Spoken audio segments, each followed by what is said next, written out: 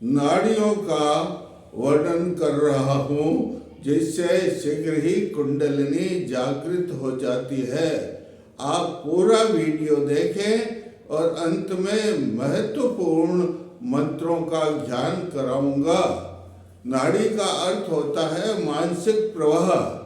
नाड़ी और स्नायु में अंतर होता है। नाड़ी में आध्यात्मिक प्रवाह होता है, जबकि जो है स्नायु तो भौतिक शरीर के लिए काम में आती है। नाड़ी में प्राण प्रवाहित होता है, जीवनदायिनी शक्ति प्रवाहित होती है, अनन्य ऊर्जा प्रवाहित होती है और नाड़ी के अंदर विद्युत तरंगें प्रवाहित होती है। इस शरीर में 72,000 नस नाड़ियाँ है और उन 72,000 नस नाड़ियों का जाल फैला हुआ है। लेकिन इसमें जो जिस प्रकार बिजली के तारों के अंदर शक्ति प्रवाहित होती है, विद्युत आप देख सकते हैं क्या, उसी प्रकार हमारे शरीर में भी नाड़ियों में विद्युत तरंगें प्रवाहित होती है। अनेक प्रकार की शक्तियाँ, अनेक प्रकार के ऊर्जा, अनेक प्रकार के दृश्य प्रवाहित होते हैं, लेकिन हम इन आंखों से नहीं देख सकते हैं। उसके लिए हमें साधना करनी पड़ती है, दिव्य दृष्टि प्राप्त होती है, तब कहीं जाकर के हमें ज्ञान होता है। मुख्य 10 नाड़ियां हैं, उनमें ईड़ा, पिंगला, सुषुम्ना, अम्बुलसा, शिखरनी, वरुणा और ये नाड़ियां मुख्य हैं भाई। लेकिन इनमें 3 नाड़ियां, ये जो नाड़ियां बताई है मैंने, इनमें 3 नाड़ियां प्रमुख हैं। 3 कौन सी नाड़ियां प्रमुख हैं? ईड़ा, पिंगला और सुषुम्ना। ये इस तरफ की ईड़ा, इस तरफ की पिंगला और ये बीच में जो नाड़ी चलती है ये सुषुम्ना। ये जो इस तरफ की नाड़ी चलती है वो ईश्वर से, ये नासिका का ईश्वर है, इसको वाम स्वर कहते हैं। और दक्षिण स्वर से जो चलती है उसको जो है हम पिंगला कहते हैं। ये नाड़ियां समगति से चलती, दोनों कौन सी, ईड़ा और पिंगला समगति से चलती है और चलते हुए सुषुम्ना में लय हो जाती है। जब सुषुम्ना में लय होती है तो कुंडलिनी जागरण की प्रक्रिया शुरू हो जाती है।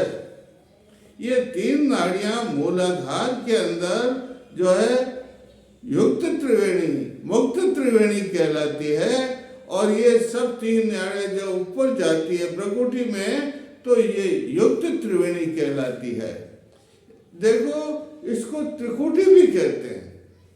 ये इलाहाबाद के अंदर ये गंगा, यमुना और सरस्वती है ना, उसी प्रकार यहाँ पर भी ये गंगा, यमुना और सरस्वती तीनों नाड़ियाँ मिलती है। इसको त्रिवेणी कहते हैं, त्रिकूट भी कहते हैं।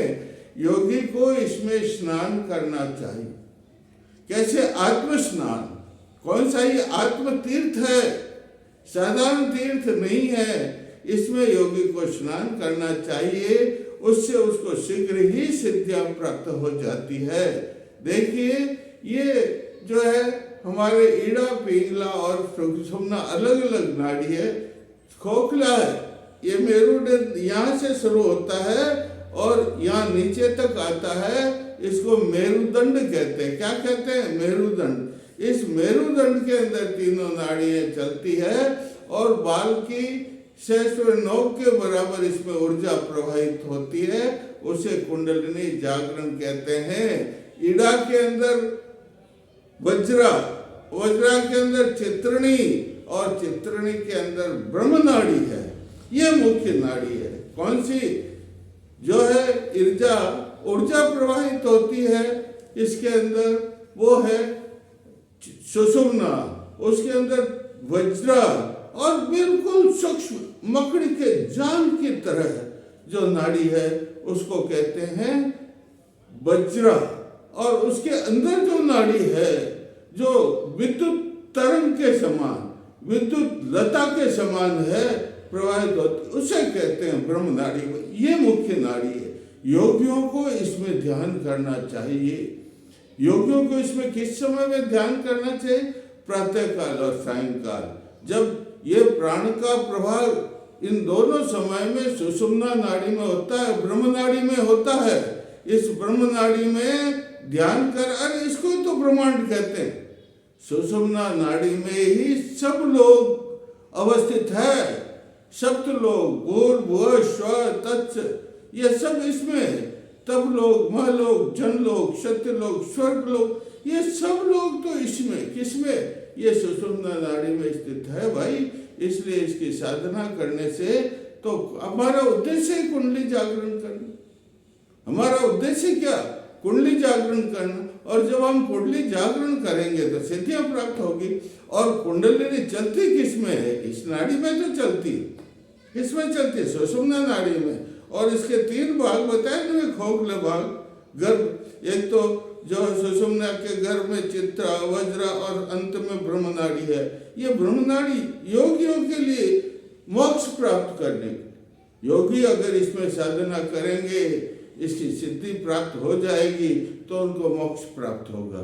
और मोक्ष तो प्राप्त होता है, लेकिन सब सिद्धियां भी तो मिलती है ना। पहले कुंडली जागरण का जब होती है ना, तो जागृत होते होते अनेकों जो ऊपर चढ़ती है, त्यों अनेक प्रकार की अणिमा, गरिमा, लघिमा, महिमा, दीर्घमा और अनेकों प्रकार की सिद्धियां प्राप्त हो जाती है। और भ्रकुटी के ऊपर सहस्रार में जब कुंडली चली जाती है तो ब्रह्मरंध्र में जाती है, तो स्वर्ग योगी लोग क्या करते हैं? स्वर्ग में जाना चाहते हैं। ये सुषुम्ना देवयान मार्ग कहलाता। कौन सा मार्ग कहलाता? जब प्राण निकलता है तो योगी लोग चाहते हैं कि हमारे देवयान मार्ग से प्राण जाए, तो जो है वो ठहर जाते हैं। जब तक देवयान मार्ग में सिद्धि, कुंडली की सिद्धि नहीं, कुंडली की सिद्धि करनी पड़ती है। देवयान मार्ग में जाने के लिए कुंडली की सिद्धि करनी पड़ती है।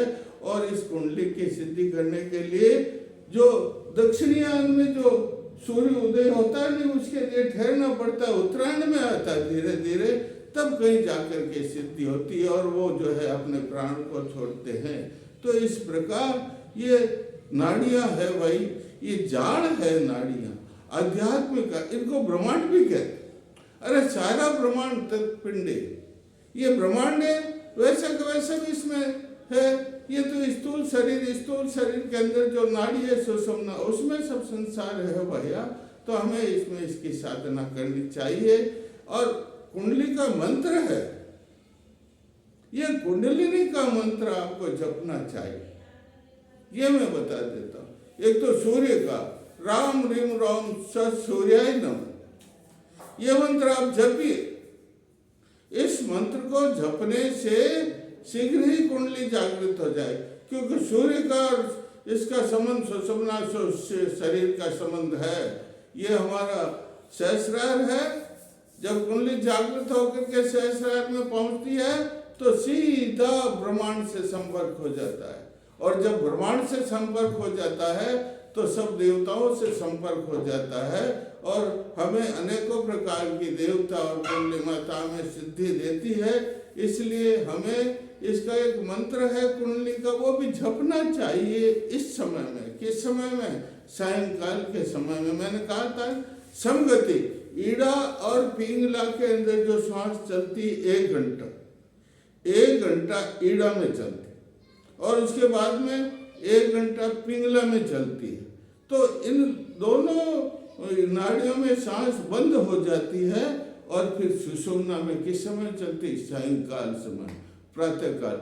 उस समय में इसकी सिद्धि करनी चाहिए। ओम एम, क्या बोल रहा हूं मैं? ओम एम रम राम रीम रोम रेम रोम रह कुंडलिनी जगत माता सिद्धिम देही देही स्वः। ये मंत्र है भाई कुंडली का। किसका? कुंडलिनी का ये मंत्र है। इसको आप जपो और सुषुम्ना में भी ध्यान करो। किसमें? आसन लगा कर बैठ जाओ और आप सुषुम्ना में बिल्कुल ध्यान लगा दीजिए। सुषुम्ना ये नाड़ी है ना बीच में, उसमें ध्यान लगा लीजिए। तो उससे भी, अरे मेरे षट चक्र तो इसी में तो है ना, षटचक्र किसमें? सुषुम्ना नाड़ी है, उसी में तो 6 चक्र। कौन से 6 चक्र? मूलाधार, स्वादिष्ठान, मणिपुर, अनाहत, विशुद्ध, आज्ञा चक्र और सहस्रार चक्र सब इसी में है भैया। तो इसका ध्यान करो। क्या करो? ध्यान करने से अपने आप जो कुंडली जो जो ऊपर जाएगी, जो जो सारे चक्रों को प्रकाशित करेगी, प्रभाषित करेगी, उनको सिद्धियां प्रदान करती रहेगी और साधक तो ज्ञान हो जाएगा। ये मंत्र मैंने बताया ना कुंडली का, कौन सा? ओम एम राम रिम रोम रेम रोम रह कुंडलिनी जगत माता सिद्धिम देही देही स्वा। और देखो भाई, तीनों नाड़ी, तीनों देवियां मिलती है। लक्ष्मी मिलती है, सरस्वती मिलती है और फिर काली मिलती है। इन तीनों का रूप मां कुंडलिनी में समाहित हो जाता है। इसलिए हमें इन 3 देवियों के मंत्र भी जपना पड़ता है। इन 3 देवियों में एक लक्ष्मी का मैं और आपका मंत्र बता देता हूं। श्री रीम क्लीम महालक्ष्मी नमः, श्री रीम क्लीम महालक्ष्मी नमः। यह मंत्र किसका है? लक्ष्मी का। जपते रहिए। अरे भाई, धन दौलत भी तो चाहिए ना आपको। पहले प्रारंभिक साधना करते हैं तब इसका मंत्र जपते रहे। श्री रीम क्लीम कमलगट्टे की माला। इसके मंत्र को जपने के लिए मेलों में कमलगट्टे की माला मिलती है। उस कमलगट्टे की माला को जपना, फेरना पड़ता है, तब ये श्रीम रीम क्लीम महालक्ष्मी नमः ये हमें सिद्धि। ओम एम, ये भी जपो। एम एम एम एम, ये सरस्वती के लिए जपते रहो। एम एम एम एम एम एम बीज मंत्र है रे। जैसे बड़ का वृक्ष होता है ना, उसमें बीज कितना छोटा होता है, लेकिन जब उसको जमीन में बोते हैं, पानी से सिंचन करते हैं, तो धीरे धीरे कितना बड़ा विशाल हो जाता। उसी प्रकार मंत्रों में भी बीज मंत्र है। सरस्वती का एम बीज मंत्र है, लक्ष्मी का श्रीम बीज मंत्र है।